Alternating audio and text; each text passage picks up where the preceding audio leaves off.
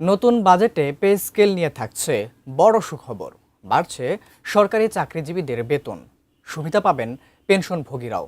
তবে অর্থনৈতিক বাস্তবতা ও বাজেটের উপর সম্ভাব্য চাপ বিবেচনায় একবারে নয় 3 ধাপে বাস্তবায়ন হচ্ছে এই পে স্কেল। আরও জানাচ্ছেন গোলাম কাদের রবু। দেশে এখন সরকারি চাকুরিতে কর্মরত প্রায় ১৩ থেকে ১৫ লাখ। সবশেষ এসব চাকুরিদের বেতন বাড়ানো হয়েছিল ২০১৫ সালে। ১১ বছর পর আবারও বেতন বাড়ানোর দাবি এসব সরকারি কর্মকর্তা কর্মচারীদের। সরকার বিষয়টি আমলে নিয়ে চূড়ান্ত করছে রূপরেখাও। লক্ষ্য থাকছে আগামী ১ জুলাই থেকেই নতুন বেতন কাঠামো কার্যকর করারও।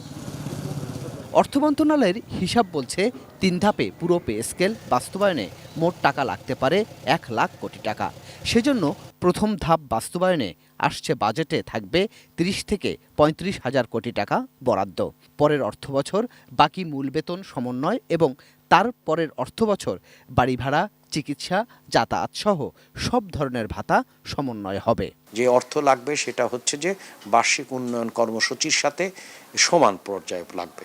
তা আমাদেরকে কি করতে হবে? আমাদেরকে হচ্ছে যে স্ট্র্যাটেজিক প্র্যাগম্যাটিজমে যেতে হবে, অর্থাৎ পর্যায়ক্রমে, যাতে করে সবার জন্য অর্থনীতি। আমাদের কিন্তু মূল বিষয় কিন্তু সবার জন্য অর্থনীতি। অর্থনীতি বিশ্লেষকরাও বলছেন মূল্যস্ফীতি বিবেচনায় পে স্কেল দেয়া যৌক্তিক হলেও সরকারি চাকুরিদের নিশ্চিত করতে হবে তাদের জবাবদিহিতাও। দুই দিকেই আমার মনে হয় যে গুরুত্বপূর্ণ। একদিকে হলো যে তাদের জীবনমানটা যাতে ভালো থাকে সেটার নিশ্চয়তা বিধান করা, এটার জন্য পে স্কেল খুবই গুরুত্বপূর্ণ। অন্যদিক থেকে বিভিন্ন প্রাতিষ্ঠানিক যেসব আমরা শক্তিমত্তা আশা করি সেগুলো যাতে জবাবদিহিতার মাধ্যমে বাস্তবায়িত হয় সেটাও আমরা তাদের কাছ থেকে প্রত্যাশা করি।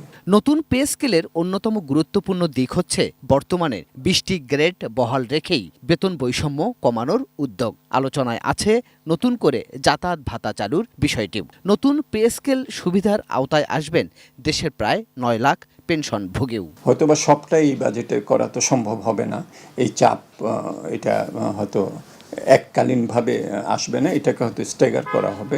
নতুন পে স্কেল বাস্তবায়িত হলে উল্টো নতুন করে মূল্যস্ফীতি আরও বাড়তে পারে বলেও আশঙ্কা বিশ্লেষকদের কারো কারো। সমাজে কম আয়ের মানুষ আছেন, দুর্বল আছেন, তাদেরকে আমার সুরক্ষাটা দিতে হবে। গোলাম কাদের রবু, এটিএন নিউজ, ঢাকা।